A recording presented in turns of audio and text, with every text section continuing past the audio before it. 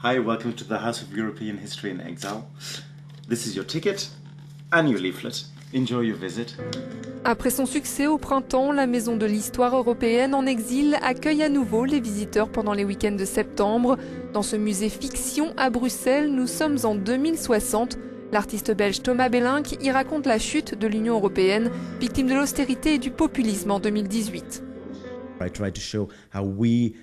J'essaie de montrer comment, en tant que citoyens, nous perdons conscience de notre place dans l'Union européenne. J'essaie de décrire les institutions et leur fonctionnement parce que les gens ne savent plus. En ce moment, nous vivons dans la paix, mais c'est unique dans l'histoire, ce n'est pas immuable. Tout peut s'arrêter d'un moment à l'autre.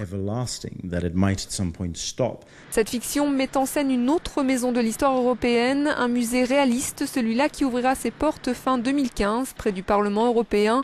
Pour sa directrice, raconter l'histoire commune européenne, c'est possible. Nous souhaitons montrer différentes perspectives sur différents événements, mais aussi donner l'opportunité aux visiteurs de confronter ses propres connaissances et ses propres expériences à ce qui sera exposé dans ce musée.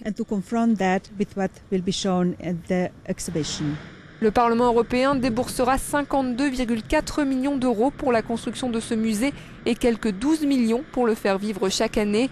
C'est trop pour certains députés. Selon moi, dit cette députée britannique, il n'y a pas d'identité européenne. La Maison de l'Histoire européenne ne va faire que rendre les relations entre États encore plus difficiles, car chacun va réécrire l'histoire à sa façon. Pour moi, il n'y a aucune valeur ajoutée. C'est un gâchis d'argent. Quelques 20 experts de 16 pays sillonnent actuellement les musées européens pour trouver les œuvres qui orneront la Maison de l'Histoire européenne.